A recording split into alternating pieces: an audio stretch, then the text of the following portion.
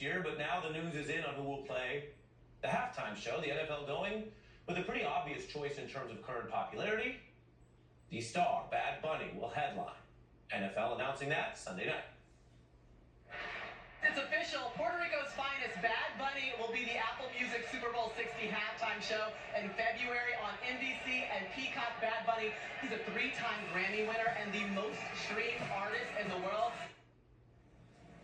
You heard it there, the most streamed artist in the world, because in popularity, this is a no-brainer. Bad Bunny's catalog is a hit for the U.S. and global audience, one of the highest chart toppers alongside Taylor Swift.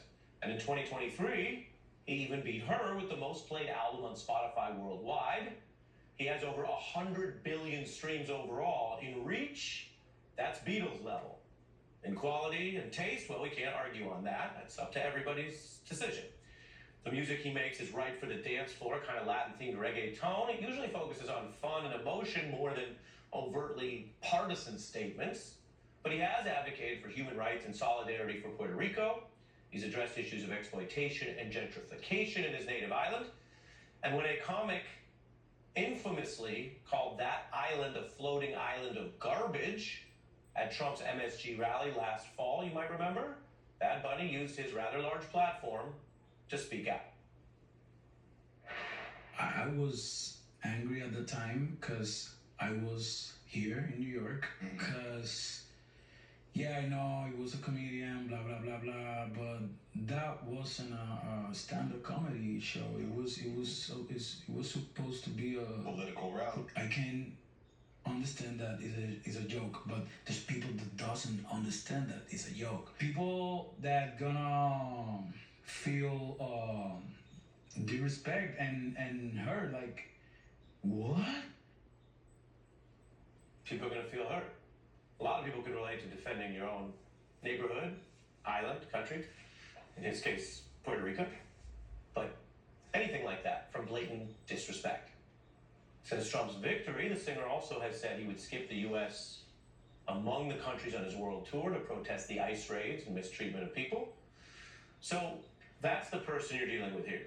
If you happen to know his music, you know that it's very popular and makes sense for the show. And if you happen to know him speaking out, well, that's how he chose to use his voice. But some MAGA fans are still big mad. Reports of a right-wing backlash greeting this news since it broke last night and a MAGA meltdown. And that could be a mostly kind of partisan online matter. We know there's a heck of a lot of fans of Bad Bunny, way more than people posting protests. So this could be something for the right-wingers who view things in a partisan lens. Prominent MAGA podcaster Benny Johnson says this is platforming a massive Trump hater, an anti-ICE activist, and then he says the NFL is destructing year after year. Now that's notable because Johnson is basically saying if he doesn't like something, it shouldn't necessarily be on air or be the Super Bowl choice. He was also the one who famously hosted the FCC chair with the same standard, wanting the government to move Kimmel off air. You can see the pattern here. They won the election, but in the areas where they may not be winning, if you want to call the free market pop culture space that kind of competition, you get this kind of cancel vibe MAGA outrage against cultural figures who use their free speech. I just made this album with love and passion. Anything else, love and passion. And when you do things with love and passion, everything is easier. Gracias. That is the actual spirit that is so popular. A little more words there from Bad Bunny. Just like the spirit on the dance floor that's ignited so much streaming and listening to his music around the world, which is not about division. A lot of it's about unity and fun and caring for each other.